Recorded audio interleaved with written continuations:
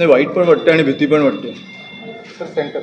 Sir centre नाही, जे बघतील जे बोलतील त्यांच्याशी मी बोलतो. मला असं प्लीज कॅमेराकडे नाही बघताय. मला जेन्युइनली मग तुम्ही या पाहिजे तर ज्यांना प्रश्न विचारायचे त्यांनी पाठीमागून येऊन प्रश्न विचारला तर हां बेस्ट. सो बेसिकली खूप वाईट वाटतं. मी ऑनेस्टली मी सगळं बघताना मी बोललो तसं की हे पहिलं एक्झिबिशन आहे ज्याचं उद्घाटन करताना मला वाईट वाटतं. सगळे बघताना मी कन्फ्यूज झालं की कुठे काय घोळ आहे. मी आमच्या सहकाऱ्यांच्या घरावर काही लोकांचे नाव नोंदवलं गेलं आहे.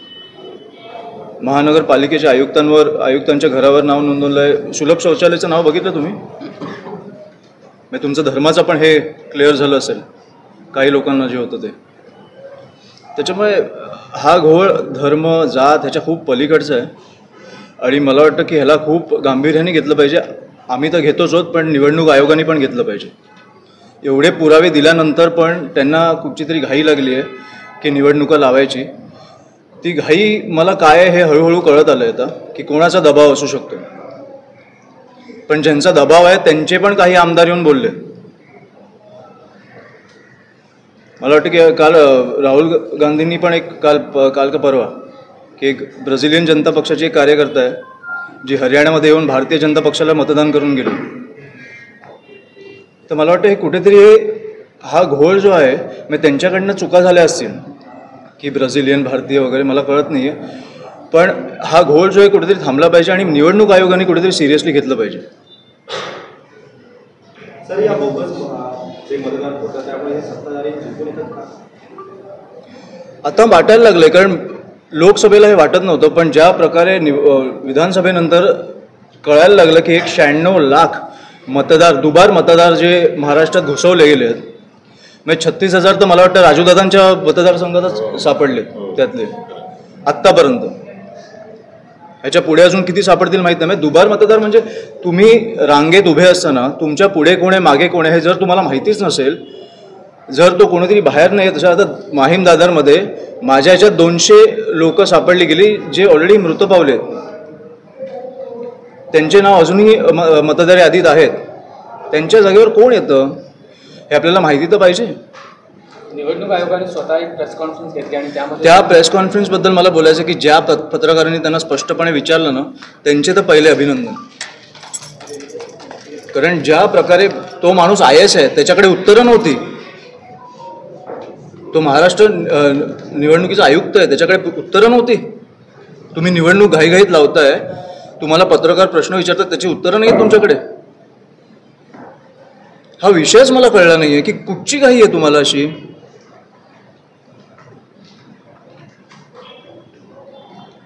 निवडणूक आयोगाच्या त्या आयुक्तांनी असंही सांगितलं की जे बोगस मतदार आहेत त्यांच्या नावासमोर डबल स्टार चिन्हांकित केलं जाईल. या त्यांच्या वक्तव्याकडे कसं पाहता येईल? कुठेतरी अंकुश लावण्यासाठी मी त्या दिवशी त्यांची प्रेस कॉन्फरन्स पण बघितली आणि मी जे विरोधी पक्षांबरोबर मी राजसाहेबांबरोबर जे त्यांना भेटायला गेलेलो ती बैठक पण मी बघितली. त्याच्यात पण ते एकमेकांवर ढकलत होते आणि या प्रेस कॉन्फरन्समध्ये पण त्यांच्याकडे उत्तर नव्हती, ते एकमेकांवर ढकलत होते. त्याच्यामुळे ते काय बोलतात ना ह्याला मी आता महत्त्वच देत नाही. दुबार मतदार मतदान करू शकणार नाहीत ह्याची काळजी आम्ही आता घेतोय. पण राज्य निवडणूक आयोगाने स्वतः डायरेक्ट केंद्रीय निवडणूक आयोगावर पूर्ण जबाबदारी टाकली. केंद्रीय निवडणूक आयोग पण होते त्या दिवशी, म्हणून तर ती दुसरी बैठक झाली. दोघंही होते ना, राज्याचे पण होते केंद्राचे पण होते, दोघंही एकमेकांवर ढकलत होते त्या दिवशी. म्हणून मी आदित्यजींना विचारलं, माझ्या बाजूला बसलेले, की हे काल पण हेच झालं का? तर ते बोलले की हेच झालं. म्हणून तर केंद्रातल्या माणसाला बोलवून घेतलं. ते दोघंही एकमेकांवर ढकलत होते आणि आता तुम्हाला वस्तुपरिस्थिती समोर आली आहे तुमच्या की एवढी कुठची घाई. तुम्हाला कळतंय घोळ आहे मतदार यादींमध्ये, तर थांबा ना. हे आपल्या निवडणुका किती पुढे गेल्या आहेत. मुंबई महानगरपालिका नवी मुंबई महानगर कधी व्हायला पाहिजे होती? 5 वर्ष. अजून एक 6 महिने थांबून जर तुम्ही मतदार यादीमध्ये सुधार आणलात, जर विरोधी पक्षांना जर त्याची ट्रान्सपरन्सी दिलीत, पारदर्शकता दिलीत, तर प्रॉब्लेम काय आहे?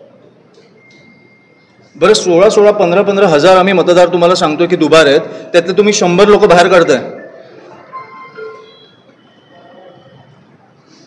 त्यामुळे हे खूप क्लिअर घोळ झालाय. त्यांना पण कळलंय, आम्हाला पण कळलंय आणि कोण करतंय ते पण आम्हाला कळलंय. त्याच्यामुळे दुबार मतदार होऊन देणार नाही, ही आमची एकच भावना आहे. सर, राज्यामध्ये अजित पवारांवर आरोप झालेले आहेत. मला वाटतं हा विषय जास्त महत्त्वाचा आहे. हा आपल्या लोकशाहीचा विषय आहे. त्याच्यामुळे हा क्लिअर झाल्यावर पुढचे विषय घेऊ आपण. सर, कारण हे जर जेव्हा तुमचे स्कॅम किंवा काही होतं किंवा कोण कुठचा नेता चुकतो, मतदारांना अधिकार असतो त्यांना घरी बसवायचा. तो अधिकारच तुम्ही जर हिसकावून घेतलात तर पुढे आपण कुठच्या स्कॅम, हे तुम्ही लोकशाहीनंतर हुकुमशाहीमध्ये गेलात तर तुम्ही मला फक्त प्रश्न विचारत बसाल असा असा स्कॅम झाला, याच्यावर पुढे बोलायचं काय? दुबार मतदान झाला, याचा फायदा अजित पवारांना होतोय का सत्य देण्याचा? ह्याचा फायदा कोणालाही होत असेल. ह्याचा फायदा, हे दुबार मतदार घुसवलेत म्हणजे मतदार घुसवलेत, ते कोणाला मतदान करतात आपल्याला माहीत नाही, पण जे घुसवतात मला वाटतं की त्यांनाच करत असतील. त्याच्यामुळे त्यांना करत असतील, आम्हाला करत असतील, कोणालाही करत असतील, दुबार मतदारांना थांबवलंच पाहिजे. 2-2 ठिकाणी मतदान करतात, 5-5 ठिकाणी मतदान करतायत, कुठून वेगळ्या राज्यात येऊन मतदान करतात, म्हणजे काय? फायदा कोणाला कोणातरी होतोय ना. आणि तो फायदा कशाला झाला पाहिजे? इकडचे ओरिजिनल मतदार काय मेलेत का? आम्ही काय करायचं? तुम्ही पत्रकार आहात, मी राजकारणी आहे, पण त्याच्या आधी आपण मतदार आहोत ना. आपल्याला हक्क आहे की ह्या राज्यात, ह्या देशात काय झालं पाहिजे याच्यासाठी मतदान करायचा. बाकीचे कोण ठरवणार? अजित पवार राजीनामा दिला पाहिजे.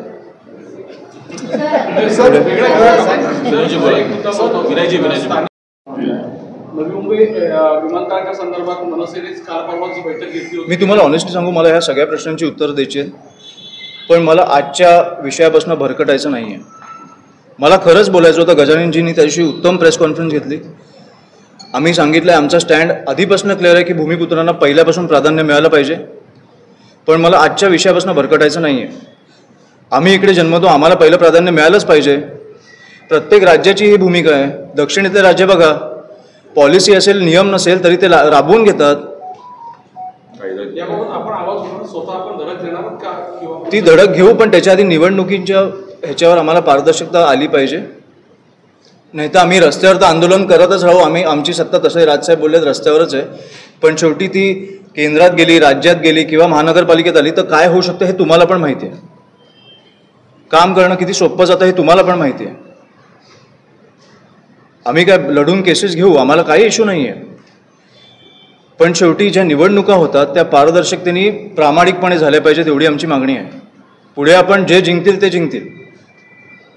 ठीक आहे. नवी मुंबई मनपाचे जे आधीचे आयुक्त होते त्याचं नाव 2 वेळा या यादीमध्ये आहे आणि त्या संदर्भात आयुक्तांचं देखील असं स्पष्टीकरण आलेलं आहे की आम्ही या संदर्भात निवडणूक आयोगाला सांगितलेलं आहे की मी इकडे नाही, मी ठाण्यामध्ये आहे, तरी देखील निवडणूक आयोगाने अद्यापर्यंत त्याच्यावरती. तुम्ही नवी मुंबईचं तुम्ही उदाहरण देताय. मी तुम्हाला त्या दिवशी सांगतो, मी ज्या बैठकींमध्ये बसलो, ह्या विरोधी पक्षाचे सगळ्यात मोठमोठे नेते येऊन त्या निवडणूक आयोगाला सांगत होते की आमच्या मतदारसंघात काय झालं.